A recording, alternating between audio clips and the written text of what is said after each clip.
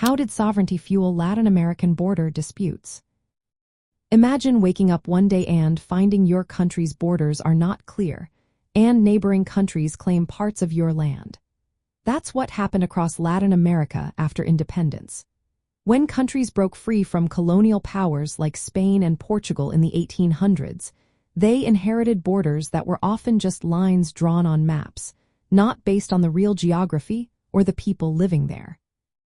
These borders were usually vague or overlapping, making disputes almost inevitable. The new nations used a principle called uti possidetis juris, which meant they kept the borders they had as colonies. But these colonial borders didn't match the ethnic groups, natural features, or cultural regions. For example, the former state of Gran Colombia, which included what is now Colombia, Venezuela, Ecuador, and Panama, split into separate countries. Each claimed certain territories, leading to disagreements.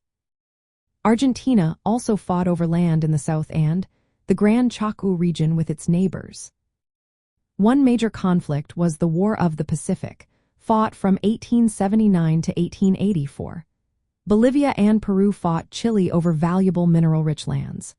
Bolivia lost its coastline and access to the Pacific Ocean, which still affects its national pride today. Control over resources like nitrates made the land even more important, fueling the fight for sovereignty. Another ongoing dispute is between Venezuela and Guyana. When the British set the border in British Guiana, Venezuela challenged it, claiming the land based on old Spanish boundaries. This dispute is still alive because the territory has natural resources and strategic importance.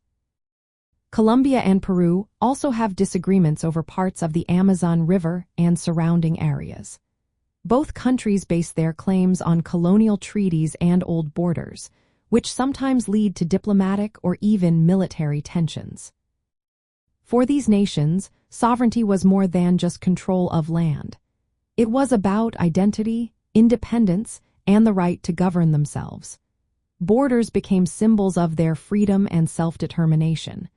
When territories were uncertain or rich in resources, countries fought harder to defend or expand their claims. The vast, unexplored lands like the Amazon rainforest or Patagonian plains added to the confusion. Who owned these lands? Who had the right to develop or extract resources? These questions made sovereignty disputes even more heated. Even today, some border issues remain unresolved, causing tension and national pride. Countries continue to negotiate, sign treaties, or sometimes face conflicts over these borders.